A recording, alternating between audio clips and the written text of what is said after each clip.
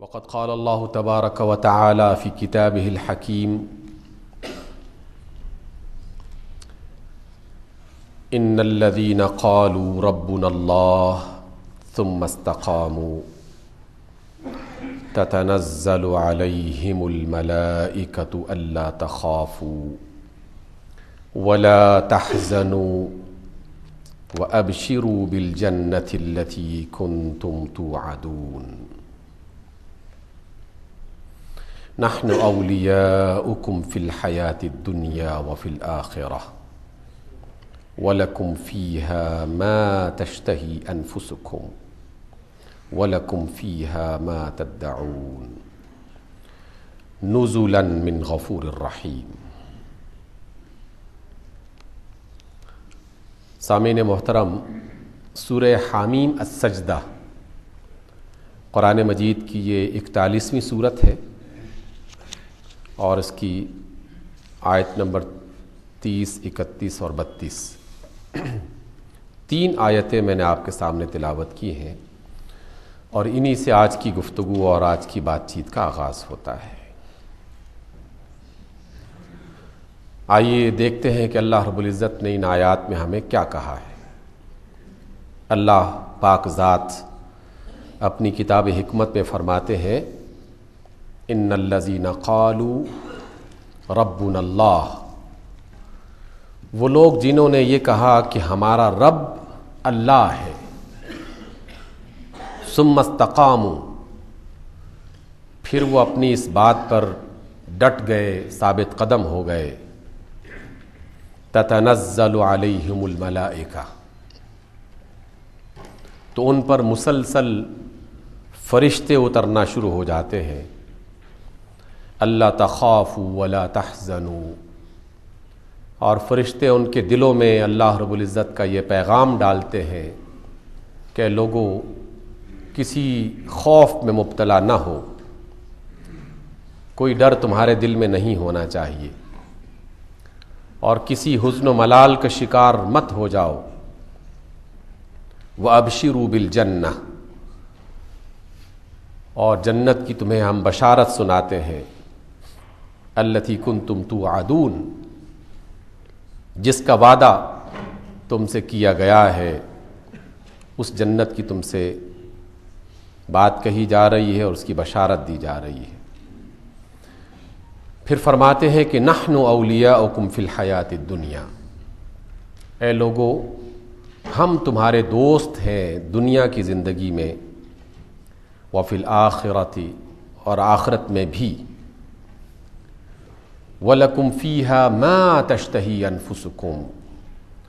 اور آخرت میں جو تمہارا من چاہے گا وہ تمہیں ملے گا، وَلَكُمْ فِيهَا مَا تَدَّعُونَ، اور تمہیں اس بات کی پوری اجازت دی جائے گی آخرت میں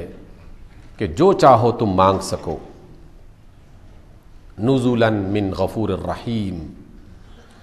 یہ مہمانی ہوگی تمہارے اس رب کی طرف سے جو بہت ہی معاف کرنے والا اور انتہائی مہربان رب ہے۔ سامعین محترم،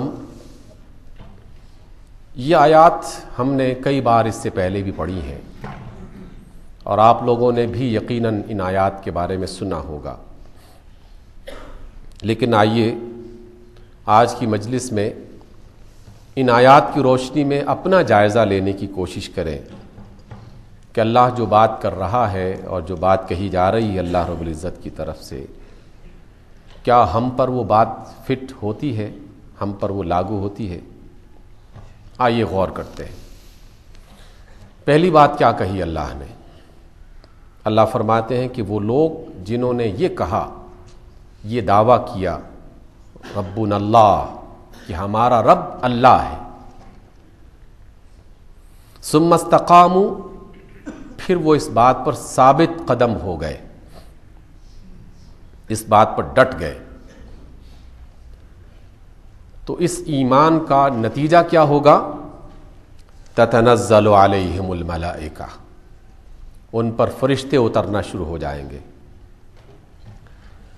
اور فرشتے ان کے دلوں میں یہ بات ڈالیں گے، اللہ تخافوا، اے لوگو اپنے مستقبل کا خوف دل میں مت لاؤ، کسی قسم کا ڈر، کسی قسم کا خوف تمہارے دلوں میں نہیں ہونا چاہیے۔ ولا تحزنوا، اور اپنے ماضی پر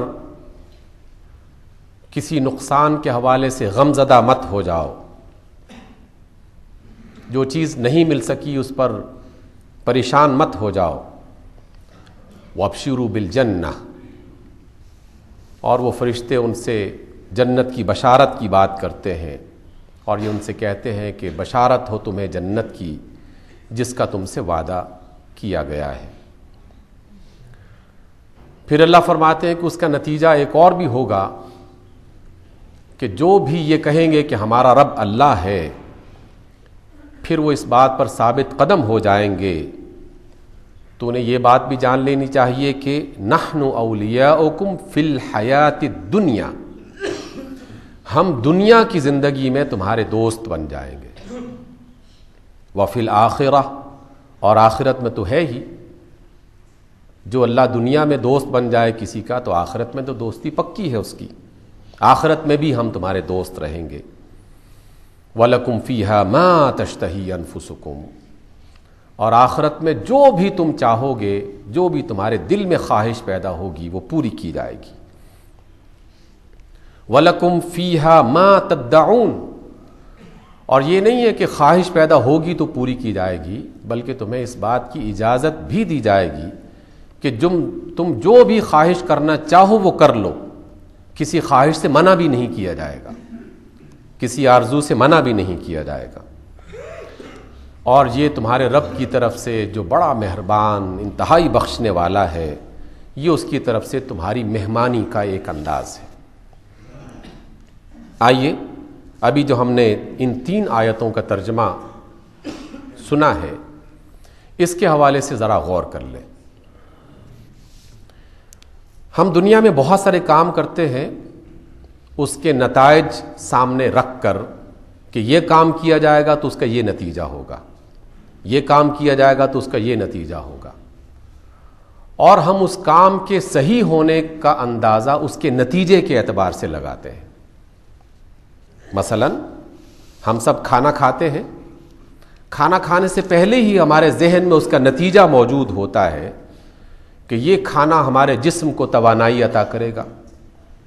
ہمارے لیے صحت کا باعث بنے گا، ہمارے لیے راحت اور آرام کا باعث بنے گا۔ یہ نتیجہ اپنے ذہن میں بٹھا کر ہم پھر کھانے کا انتخاب کرتے ہیں اور پھر اس کے لیے جد و جہد کرتے ہیں۔ اگر کوئی شخص یہ ایک بنیادی ہدف، ٹارگٹ اپنے سامنے رکھ کر، یہ نتیجہ اپنے سامنے رکھ کر کھانا کھانا شروع کر دے اور کئی دن تک وہ مسلسل یہ عمل کرتا رہے، لیکن نتیجہ اسے یہ مل رہا ہو کہ اس کا جسم دن بدن کمزور سے کمزور ہو رہا ہے، اس کی صحت مسلسل گر رہی ہے، اس کے جسم میں توانائی کے بجائے کمزوری بڑھ رہی ہے، تو چند دنوں کے بعد لازماً وہ اپنے آپ سے پوچھے گا، پھر اپنے دوستوں سے مشورہ کرے گا،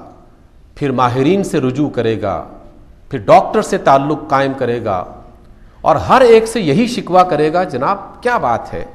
کھانا تو میں مسلسل دن میں 3 مرتبہ کھا ہی رہا ہوں، لیکن صحت ہے کہ گرتی ہی چلی جاتی ہے، کمزوری ہے کہ بڑھتی چلی جا رہی ہے، توانائی نام کی نہیں ہے جسم میں، بالکل طاقت ختم ہو گئی ہے، وجہ کیا ہے؟ گویا کہ ہم عمل کے صحیح ہونے کو اس کے نتیجے کے اعتبار سے دیکھتے ہیں کہ اگر نتیجہ صحیح ہے تو عمل صحیح ہے، اور اگر نتیجہ صحیح نہیں ہے تو عمل میں کہیں نہ کہیں کوئی نہ کوئی خرابی ضرور ہوگی۔ ڈاکٹرز کے پاس جب جائیں گے تو ڈاکٹرز بتائیں گے جناب آپ کھا تو ضرور رہے ہیں، لیکن جو کھانا آپ کھا رہے ہیں یقیناً اس میں کوئی نہ کوئی ایسی خرابی ہے جس کی وجہ سے آپ کی صحت اچھی نہیں بن رہی، یا کھانے کے اندر کوئی خرابی ہے، یا جس طریقے سے آپ کھانا کھا رہے ہیں اس طریقے میں کوئی خرابی ہے،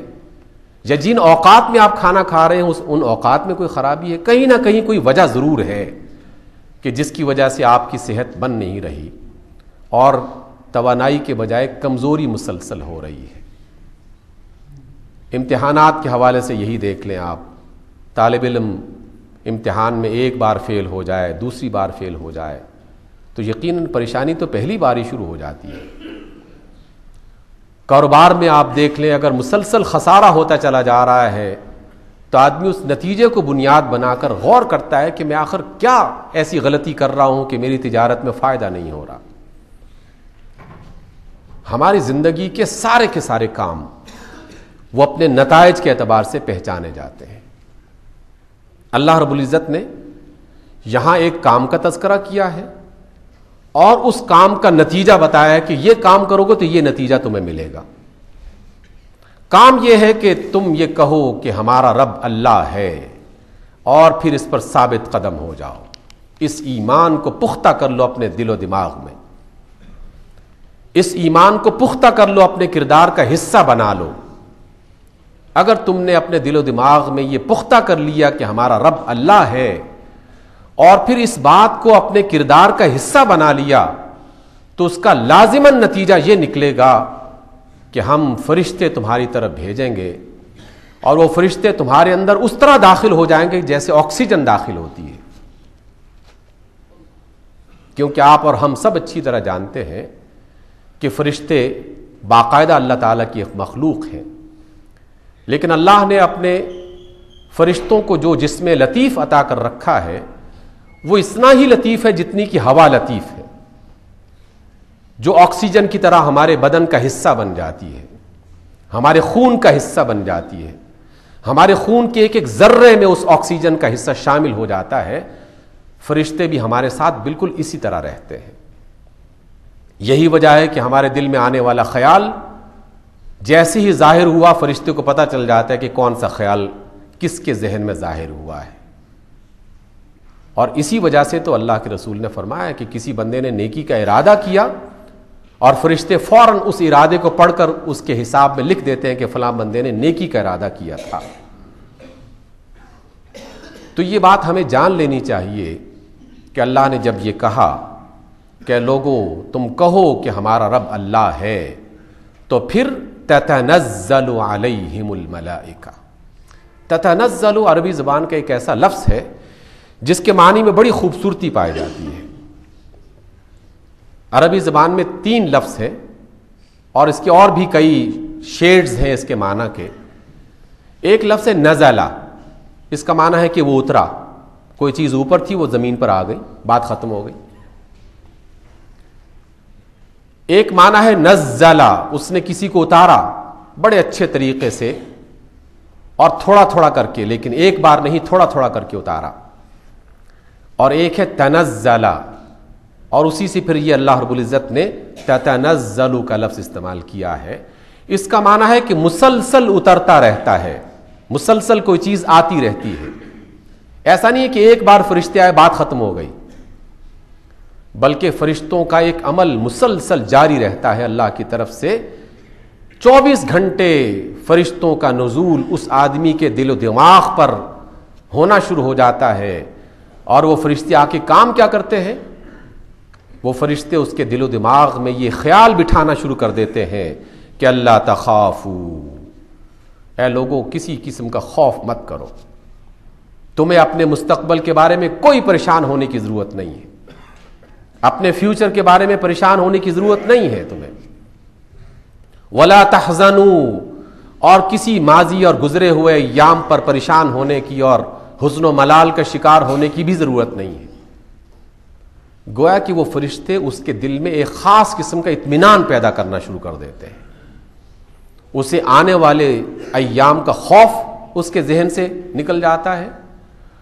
اور گزری ہوئی ناکامیوں پر پریشانی وہ اس کے دل و دماغ سے محو ہونا شروع ہو جاتی ہے، ختم ہونا شروع ہو جاتی ہے۔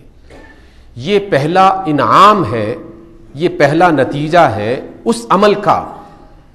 جو عمل ابھی ہمیں پڑھایا گیا کہ لوگوں کہو کہ ہمارا رب اللہ ہے اور پھر اس پر ثابت قدم ہو جاؤ۔